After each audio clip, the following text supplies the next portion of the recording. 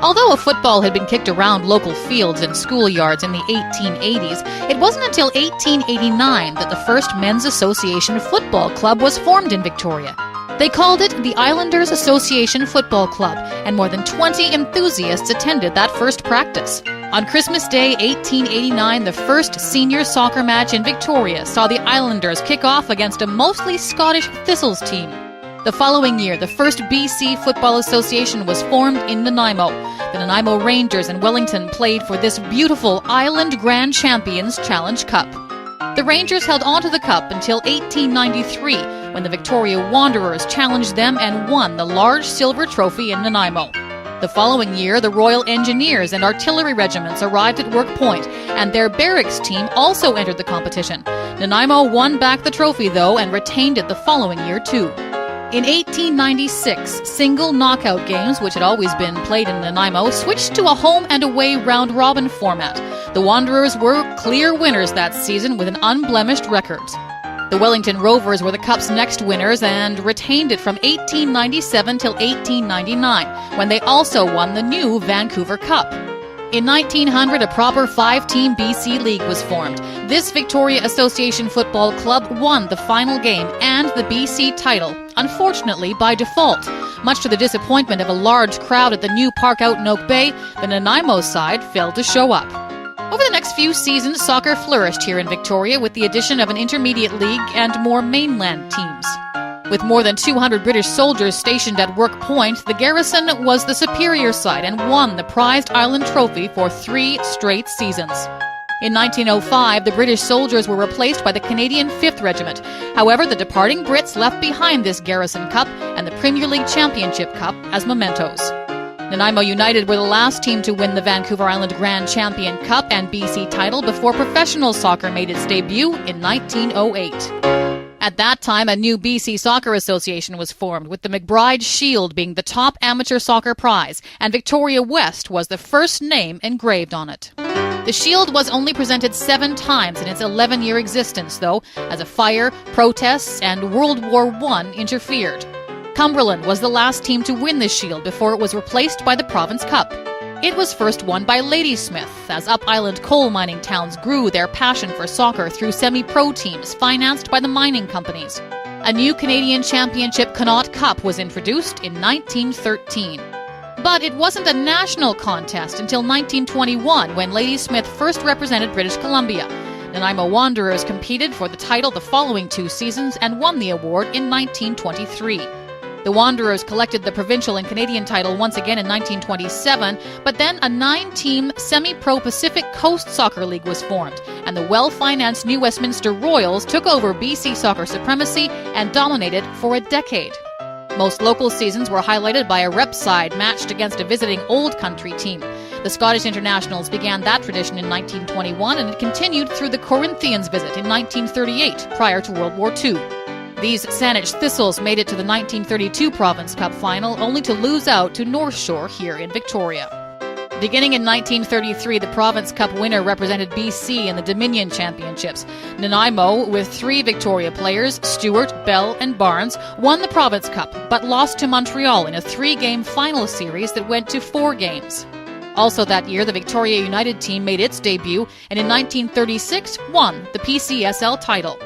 Renamed the Victoria Football Club, they finished the 1939-40 season 1 point out of top spot, only to have the championships suspended due to the war. After the war ended, 1946 saw the United back playing Coast League soccer in a refurbished athletic park before frequent crowds of 2,000 in the new grandstand. In 1950, more than 4,000 turned out to see Stanley Matthews as his English FA Tour team edged the locals by 3-2. 1951 was a year to remember, but only 2,800 fans witnessed a history-making match that saw these Victoria reps down Fulham 1-0. For the first time ever, a Canadian team had defeated a touring British pro club. The following season, United won Victoria's 2nd Coast League title after George Eade enticed Wally Milligan to be their playing coach. They disbanded early, though, and missed out on the Cup playoffs. In 1960, the Evcos became the first local team to reach the Province Cup since Vic West in 1946, but lost to the Vancouver Carlings. In 1962, the Gorge Hotel side celebrated its 10th season in senior soccer by sweeping all the local silverware. They lost out in the provincial semis to the Vancouver Fighters. The Royal Athletic Park and the Victoria United team both caught fire during the 64-65 season. The RAP grandstand burned to the ground, but out of the ashes, the Frank Greeley-coached United showed plenty of promise in reaching the Province Cup semis. They changed their name to the O'Keeffes and for the first time in 14 seasons won the 1966 Coast League title. Winning that championship made them Canada's rep in the International Kennedy Cup competition. And there, they gained Victoria's most prized soccer accomplishment ever when they defeated LA and Mexico to win the International Awards in Vancouver. Island fans paid their tribute at the official opening of the new Royal Athletic Park on May 30th, 1967, when O'Keeffe's hosted Chelsea in a not-so-friendly exhibition match that the visitors won 3-2. They repeated as league champions the following season, but in the early 70s, that league began to disintegrate as 3 clubs folded. Victoria Gorge filled one of the positions, and Vic West signed on as United's sponsor when United went on to win the PCSL title for the 3rd time in a row. The sagging Pacific Coast Soccer League tried to rebuild, but after a summer of controversy, the Canadian and provincial associations insisted it be just for one season, as the regionalization plan was to be implemented the following year. In 1973, the London Boxing Club, which had used bingo profits to become a major local sports sponsor, took over the United organization with Ron Thompson as their coach. However, 2 late-season losses eliminated them from the playoffs and Province Cup competition. The team moved into the Vancouver Island Premier Division for the 1974-75 season and demonstrated their superiority, winning the league title and the Jackson Cup. As Jackson Cup recipients, they represented our island in the 4-team BC playoffs and won the final over the North Shore Pauls, thanks to the goal gunning of Dean Stokes and a great team effort. With that victory, the London Boxing Club became the first Victoria team to engrave its name on the Province Cup in the 53 years of that competition, but they were just getting going. 1974-75 became a 12-month soccer season for the Boxers as they prepared for a summertime Western Canadian final in Winnipeg. With little fanfare, they got past the Winnipeg Thistles to gain the Western berth in the Canadian finals. Then in August, at a 4-team Dominion Challenge Cup tournament in Calgary, they defeated Edmonton Italia in the semi-finals. That put them into the Dominion title match against the Laurentians from St. John, where Bob Belitho, Brian Robinson, and George Pecos led the Boxers to an impressive Canadian championship. The headline declared Boxers best in Canada, but the papers contained scant few details of their historic accomplishment. Whether due to the out-of-season timing, disbelief, or embarrassment after much maligned early-season publicity, it'd be hard to find another Canadian Championship Victoria sports team that received so little credit or publicity after such a tremendous accomplishment. The London Boxing Association actually began as a fight club operated by Harry Morris with his wife Ivy and their son Stan. After gaining a bingo license, the organization grew to encompass many Victoria sports. The original London Boxing Club soccer team had been formed in 1967 with their sides playing in the 2nd and 3rd divisions. They were in and out of the 1st division until 1970, when 16-year-old George Pecos began scoring goals by the bucketful for their 2nd division side. In 1971, that won them a promotion to become a permanent 1st division member. Just 4 short years later, they were the pride of the island and the first Canadian soccer title holder since Nanaimo won that honor back in 1927. For winning Victoria's first Canadian title in 85 years of soccer being played in our city, we are pleased to induct into the Greater Victoria Sports Hall of Fame the 1974-75 London Boxing Club soccer team.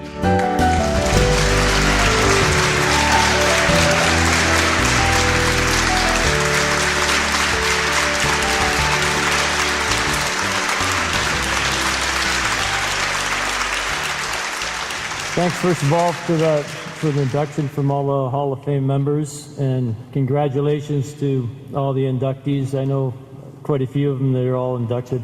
Is Barry Robbins here? There are some good pictures of Barry. I just wanted to see that. But congratulations. I'd like to thank you for all the support on a financial from Danny Lomas, Team Sales, Keith Bridge, and Grant Olser from Strathcona Hotel. You can see that we got a good crowd. Everyone's had quite a bit more hair back then, I can see that, and now including myself. I'm glad to see we had a good crowd of guys to show up. I'd just like to remember the people that aren't no longer with us: Bill Barr, George Fox, Jack Evans, Jim O'Connor. I see Mike's here tonight, I'm sure, and of course Ken Ross, who we lost just a couple of years ago. I'm sure they're all up above looking at us, smiling, and congratulations to all of them. So thank you.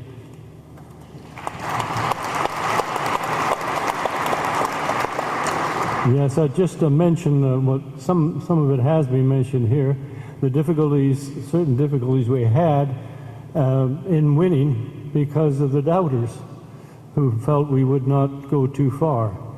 We knew Vancouver would be very difficult. They had 2 or 3 internationals playing for them. We managed to beat them 4-1, and as you heard, Dean Stokes scored 3 terrific goals. It went on into Winnipeg, and then, of course, into Calgary. And what most people did not know is that by the time we reached the final, we had 4 injuries, players who couldn't play. We had 1 spare. But this didn't bother the players. They went out and they won the game and the trophy. And I haven't seen a team that can show improvement come the playoffs the way they did. It amazed me at times, not only the amount of work they put in, but the type of game that they were playing. And I think there was shown Stanley Matthews came out with a team and played, and I was fortunate enough to be on the team playing against him, and fortunate enough to be sitting next to him the night before at the dinner. A very nice person. And I asked him a question towards the end of the meal. I said, well, what do you get out of football? Do you really enjoy it? And what helps you to enjoy it? He said, Frank, it's not the wins, it's not the trophies. This is good to have, but if you put out the effort, you'll get these. What is important is the association you have with your fellow club mates. And that's what this team had. And I thank you for allowing me to be associated with you. Thank you.